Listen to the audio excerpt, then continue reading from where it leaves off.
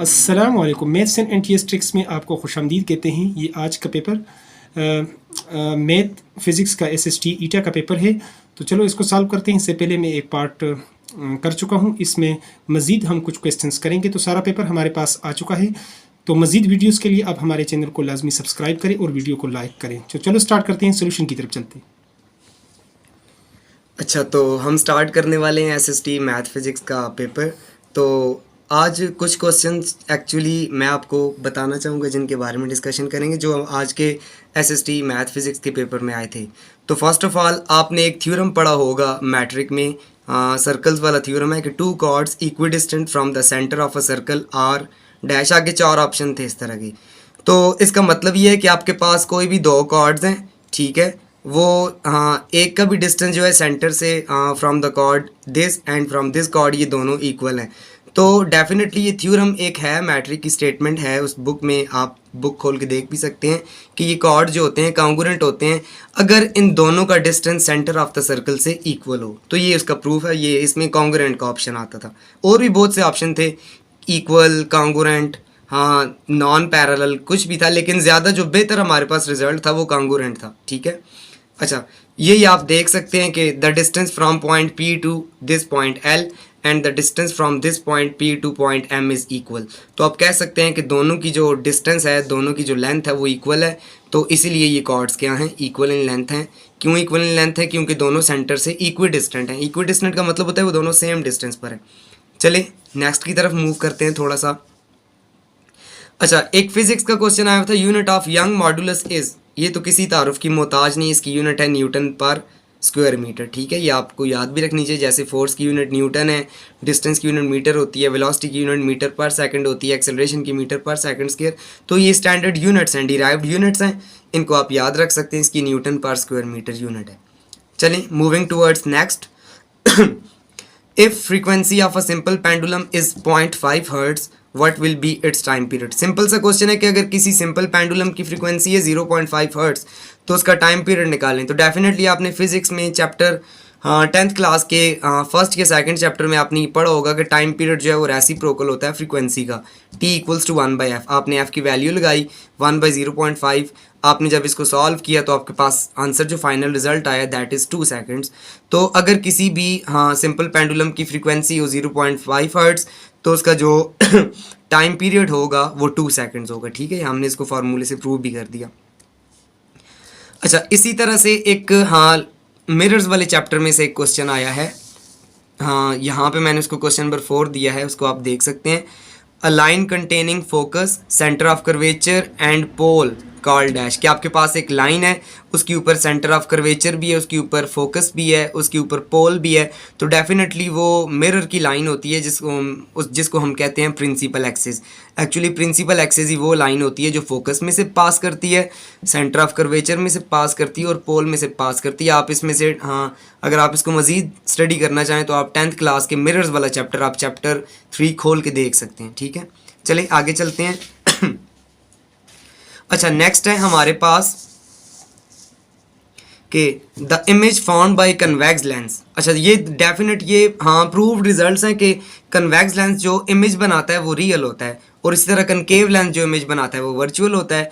और अगर हम इसी तरह मिरर्स की बात करें कि जो कनकेव, ये थोड़ा सा मिरर का नाम थोड़ा उसमें चेंज करते हैं कि यहाँ पे कन्वेक्स लेंस रियल इमेज बनाता है, वहाँ मिरर्स में कनकेव मिरर रियल इमेज बनाता है, और जबकि कन्वेक्स मिरर जो होता है वो वर्चुअल या इमेजिनरी इमेज बनाता है, ठीक है।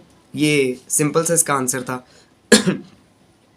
अच्छा, अब आपको एक और बात बताता चलूँ कि इमेज रियल और वर्चुअल में फ़र्क क्या है। रियल इमेज वो होता है जो हमें किसी स्क्रीन पे हासिल हो सकता है, हम उसको स्क्रीन के ऊपर देख सकते हैं, जबकि वर्चुअल इमेज वो होता है जिसको हम स्क्रीन के ऊपर नहीं देख सकते। अगर मज़ीद आप डिटेल में जाना चाहें तो इस टॉपिक को गूगल से भी सर्च कर सकते हैं और इसकी फिगर भी समझ सकते हैं। अच्छा, नेक्स्ट है क्वेश्चन नंबर 6। आपको एक इस किस्म का भी आज न्यूमेरिकल आया था फिजिक्स का कि अगर आपके पास हाइट है 5 मीटर्स, इस टाइप का था, मैस है 2 kg, तो उसकी पोटेंशियल एनर्जी निकालें। तो definitely as you know that potential energy equals to mgh। तो आप definitely mass, gravity and height का प्रोडक्ट लेंगे तो आपके पास 98 जूल, सारी वैल्यूज़ आप पुट करेंगे तो आपका आंसर आ जाएगा। नेक्स्ट हम चलते हैं moving towards question number 7। If focal length of mirror अगर आपके पास इस टाइप का क्वेश्चन भी था कि फोकल लेंथ है 2 सेंटीमीटर तो उसकी पावर ऑफ लेंस कैलकुलेट करें। अगर किसी मिरर की फोकल लेंथ 2 सेंटीमीटर तो उस मिरर की पावर क्या होगी। सबसे पहले तो हमें ये पता होना चाहिए, चलें इसको सॉल्व करते हैं कि पावर ऑफ लेंस को डी से रिप्रेजेंट करते हैं और ये डी किसकी इक्वल होता है, रेसिप्रोकल ऑफ फोकल लेंथ। ये एफ फ्रीक्वेंसी नहीं है, ये फोकल लेंथ है, ठीक है, क्योंकि मिरर्स और लेंसेज के केस में एफ जो है वो फोकल लेंथ होती है कि distance from object to the focus, ठीक है, हाँ, या distance from mirror to the focus और distance from lens to the focus, इसको आप फोकल लेंथ डिफाइन करते हैं। अच्छा, बाकी तो आप कोई भी न्यूमेरिकल सॉल्व करें तो आप हर जगह फोकल लेंथ सेंटीमीटर्स में सॉल्व करते हैं, बट पूरे चैप्टर में वाहिद एक पावर ऑफ लेंस वाला फार्मूला है, वो क्या है, D equals to 1/f, formula यही है और इसमें आपने फोकल लेंथ मीटर्स में डालनी है। ये फार्मूला सेंटीमीटर्स में आपकी फोकल लेंथ को एक्सेप्ट नहीं करता। तो यहाँ से आपने क्या है, आपने फोकल लेंथ दोबारा ले ली 2 सेंटीमीटर, आपने 100 से डिवाइड करके मीटर में 0.02 आपके पास आ गया, ठीक है, ये आपके पास फोकल लेंथ आ गई इन मीटर्स। अच्छा, इसी तरह से आप पावर ऑफ लेंस वाला फार्मूला लगा लें, D इक्वल्स टू 1/f, तो 1/0.02, ठीक है, आपने 0.02 फोकल लेंथ की वैल्यू पुट की, आपने इसको मजीद सॉल्व आउट किया तो आपका आंसर आ गया 50 डाईऑप्टर्स, क्योंकि पावर ऑफ लेंस की यूनिट होती है डाईऑप्टर्स, ठीक है। यहाँ पे हमने ये क्वेश्चन भी सॉल्व कर लिया।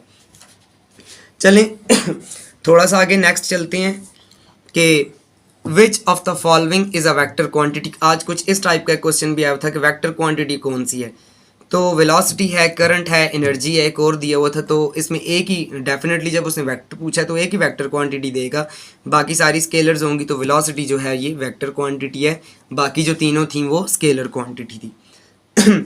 आगे चलते हैं क्वेश्चन नंबर 9 के ऊपर।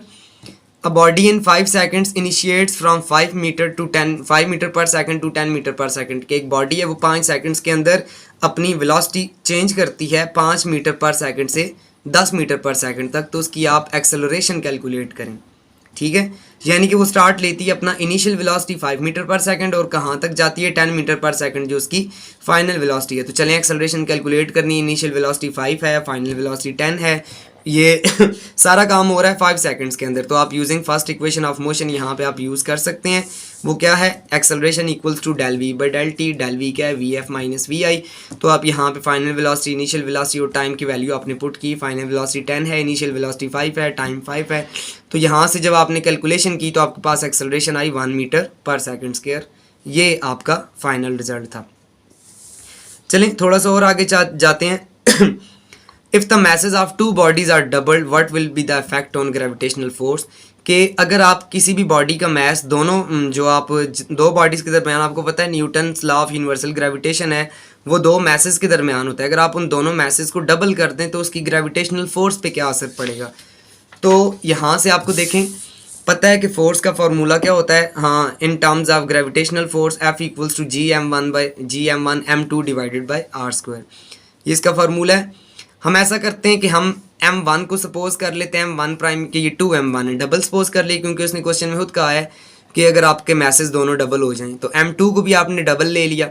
अब आपने सारे फार्मूले को प्राइम की शक्ल में ले लिया कि F प्राइम है तो चूंकि मैसेज आप चेंज कर रहे हैं तो M1 प्राइम और M2 प्राइम आ जाएगा, ठीक है। अब आप M1 प्राइम की जगह क्या पुट करें, 2M1, M2 प्राइम की जगह आप पुट कर दें 2M2। अच्छा, 2 2s और 4 होता है, 4 आप बाहर निकाल लें, अंदर सारा बन रहा है Gm1 M2 बाई r²। अब ये Gm1 M2 by r² actually क्या चीज़ है, ये फोर्स है ओरिजिनल, ठीक है। ये Gm1 by M2 by r², Gm1 M2 by r², ये एक्चुअली आपकी ग्रेविटेशनल फोर्स है।